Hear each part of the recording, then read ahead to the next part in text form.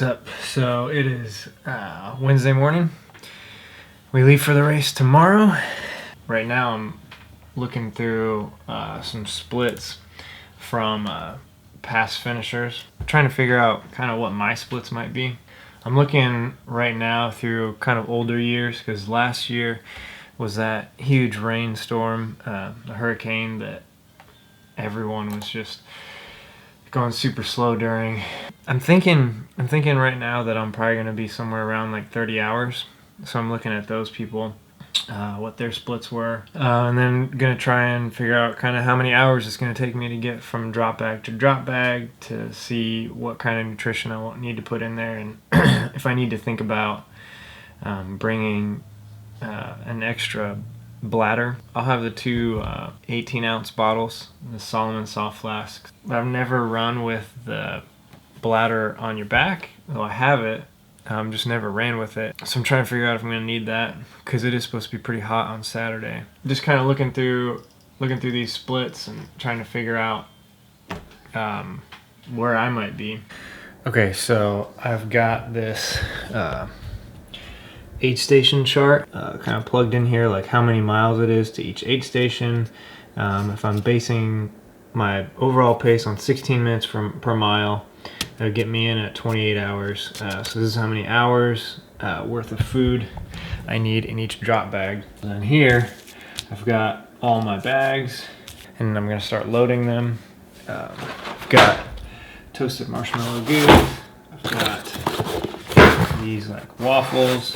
I've got some other flavors of goo, and then I'm going to run to the store today and get a little bit more. I want to pack in the drop bags about 100 calories per hour. That way, if I'm also drinking Tailwind from all the aid stations, that's gonna 100 calories an hour out of my drop bags, and I'm drinking, I should be getting hopefully 150 to 200 calories per hour. I'm not gonna be needing like 300 because hopefully I'm not gonna be working that hard. 300 is what I would normally do for like a triathlon or something. But this, I'm thinking 150 to 200, since I'm gonna be working not nearly as hard. I think that'll be okay.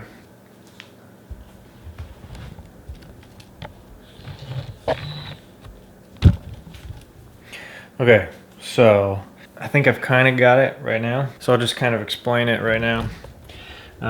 For what's going to be in my pack, I'm going to have, at this point, I'm thinking 5 goos and 2 of these waffles, because this is going to be for probably 5.5 to 6 hours. Maybe a little bit of an overkill. I'll definitely eat both of these. Yeah, I probably don't need that many. So there we go. That's for 6 hours. Plus there's going to be 8 stations. And then the first drop bag, this is going to be at mile 22. I'm going to pick up a couple more toasted marshmallow goos, chia gel, which these are pretty good, but I think too many of these, my stomach doesn't like them too much. And then these waffles, so that's at mile 22. This right here is at mile 37. This is going to be North River Gap. So at this point, I'm going to add to the pack Hot Shots, which is for cramps, just in case. 2 more waffles. And then changing up a little bit, doing 2 marshmallows and then some s'mores and some more chia. This is the turnaround. This is at mile like 52. So I'm gonna have some more of this just in case. Add some salt pills, a couple more waffles, and this will kind of be like what I'm looking forward to at the halfway point. Some Scratch Labs, just some like gummies basically. More gels. So that'll be after 51 miles. Right here, this will be drop bag number 4 at North River Gap. This will be after 65 miles. These are just for insurance, basically, just in case. I might not even use any of them, but they're there. I have them, and they work. So a couple more gels.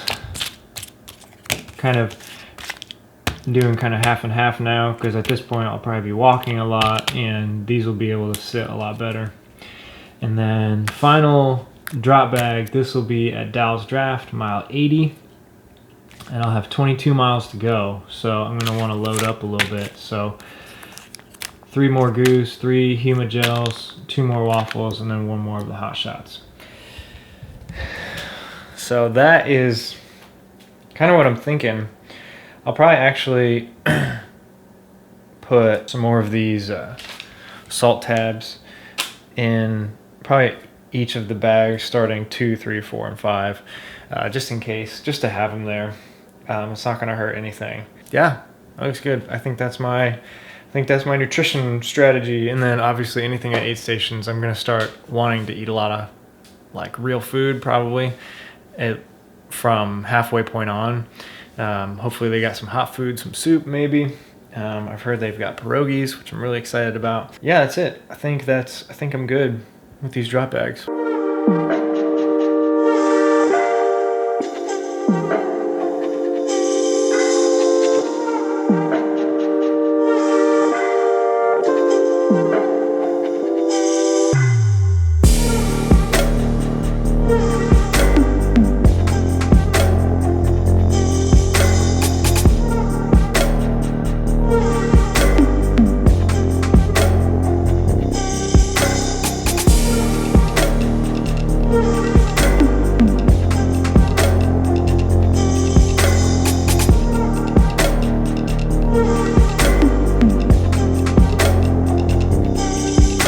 Okay, so next up, I've been doing clothes, so I'll just go through that here. This is drop bag number 1, and this might seem like a little bit of an overkill for 1 drop bag for each of these, but I'm gonna hit each of these twice. So I've got 2 pairs of socks, I've got a buff and a little beanie and some gloves, because I'm gonna be hitting this first drop bag at probably like midnight, so it's gonna be getting a little chilly, and I'll have just gone over the highest peak, and I'm gonna be going back up to hit about the same elevation pretty soon. And then I've got an extra shirt, extra shorts, and a jacket. The second drop bag, this one's gonna be after 37 miles. And then again, about 40 miles later, or 30 miles later. So again, in this one, I've got 2 pairs of socks. I've got these compression sleeves, just in case around mile like 70 or so, my calves are just dying. I've got another buff. I've got a replacement set of gaiters, and another shirt, a pair of shorts, and then another jacket. And this last one, this is at the turnaround. I'm only gonna hit this once, but again, I got 2 pairs of socks, because if for some reason all my socks are soaking wet at that point, I'll change one and then I'll put the other in my pack. And then another shirt, a pair of shorts. And then also, I've got my Ultra Olympus in this drop bag. So I'm planning on switching into these at 50 miles and then running the second half back in my Olympus. At this point right now, I'm planning on wearing the Lone Peaks to start. At the beginning of the race, I'm also going to have my poles. So those are going to be on me the whole time, and my running backpack. I'm also going to carry a portable charger. That's this right here. It's just real small. It's not too big. With a cable for my watch, and then also in there's a cable for the headlamp. That's going to be with me from the beginning because and here's my poles right here. I'm going to have my main headlamp with the battery fully charged and a backup battery in my pack, and I don't know, I think that'll be able to get me about 6 hours, which would probably just get me to the first drop bag.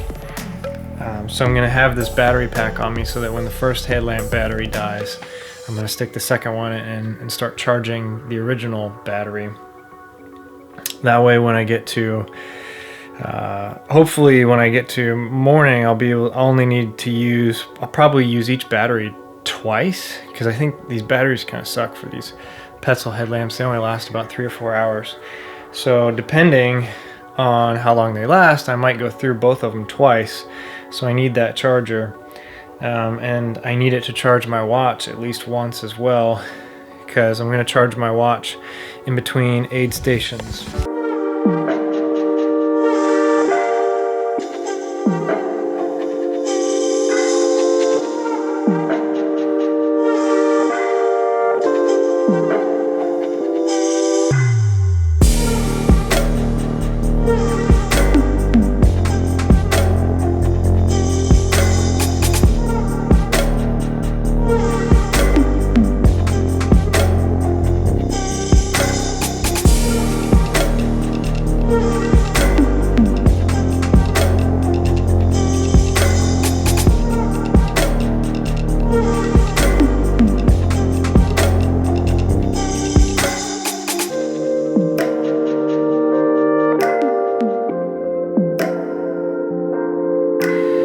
So just finished up my last run before Grindstone, just a pretty easy 5-miler, and came back here to check out some charts and just where I stand for the year.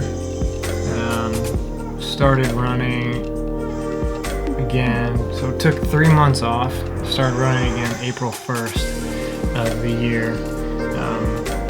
Took 3 months off to try to deal with this plantar fasciitis that never ended up healing up. Sucks, but 3 months off, started running again April 1st, so that was 6 months ago, and I just logged 1,001 miles in the last 6 months, 83,000 feet of gain, so not a crazy amount of gain by any means, but 1,000 miles in 6 months, I'm pretty happy about that. And then checking out my performance management chart. This is what it looks like. Actually pretty pleased with it. You can see that this is where I started, April 1st, and this dark blue shaded area is kind of my fitness level. Right here I kind of peaked for the North Face 50 miler, and then I started tapering down. And right now it says that I've got training stress balance of 13, which I'm okay with that. I want it to be at 20 by the time I hit the starting line in Virginia. So in 30 hours, that'll raise, I might hit like 18 or something, but it's gonna be pretty close to what I want it to be. I'm happy with that. I'm pretty happy with this last 6 months. I feel like I did as much as I could. There wasn't any real points where I kind of slowed down. End of June, beginning of July, yeah, when we went on our backpacking trip, that was the only time that I really had a little bit of my fitness didn't even dip, it just stayed level, and then started rising again steadily right after that. So that was the only point where it kind of slowed down a little bit. The rest of the time I was pretty solid, so pretty happy with that. All right, so it's Wednesday afternoon, about 28 hours to go till the start of the Grindstone 100, and this has been a crazy journey. Kind of just wanted to give my final thoughts before I finish packing and load up the Jeep, and I'm really excited. I'm pretty nervous, obviously. I have no idea what to expect. Tomorrow is just going to be a lot of travel. It's going to be about 9 hours of driving. I'm going to try and get as much rest as I can in the Jeep while Kara drives. Went on my last run this afternoon. Did 5 miles. Of course, it was raining and wet and a little chilly, but next time I run is going to be when the gun goes off on Friday night. It's just crazy. I can't believe how far I've come. 1,000 miles in the last 6 months. It's a lot more than I've ran ever. I just feel ready. I feel ready to go do it. I don't know how long it's going to take me, but at this point, that doesn't really matter. It's just time to go. It's time to go do it. I mean, there's nothing else There's nothing else to do. There's nothing else to prepare. I have to pack a few more things, but as far as getting my body ready to run 100 miles, I've done everything I feel like I could. I'm a little worried about the heat that we're supposed to be getting.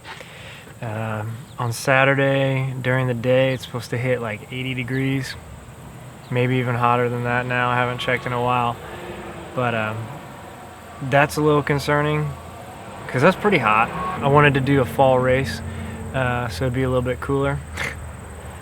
And it'll be cool through the night up top, and then every time you come down it'll be a little bit warmer, and then through the day on Saturday it's gonna be hot. It's gonna be hot. I'm gonna have to figure out how to hydrate really well, as much as I can at these aid stations. You know, I really don't want a repeat of what happened at North Face, Wisconsin, where I just totally got dehydrated and felt like crap for the last 10 miles. So I don't want that to happen. So there's not that much left to do. All my race stuff is packed. The only thing left to pack is camping stuff. It's been a lot of work getting to this point. Been a lot of sacrifice. A lot of sacrifice with family, and that's not fun. It's all been leading up to this point where we get in the Jeep and drive down to Virginia, run 100 miles. I'm really happy that I found some pacers online through Facebook. Kara's really happy about that too, just for her peace of mind that I'm not going to be out there alone, and I'm going to be happy too. I mean, once I hit that 50-mile mark I'm really going to want to walk with somebody probably. So I'm really, really thankful we got those pacers. That's it. Not a whole lot to do. Not a whole lot left. The next video will be the race video. I don't know how much I'm gonna film during the race. Might not be very much. Depends where I am mentally. We'll get some stuff. I like documenting these races, so we'll get some footage and put it together, but that's what the next video will be. Anyway, thanks for watching. This has been a long journey. Couple years, honestly, just mentally preparing and researching 100-milers. It's been a tough last year. After Ironman, did Jackson County 50-miler, and then after that took 3 solid months off, and then April 1st started running again. Time off didn't heal the plantar fasciitis, so that sucks. Felt like it was kind of 3 months wasted. I think my body needed it. I think my mind needed it. Just some time off. 3 months was way too long, but I needed some time. The last 6 months, it's been a single-minded focus on this race. That's it. Thanks for coming on this journey with me and watching these videos and supporting me. I'm ready to go. I'm ready to do this. That's it. Bye.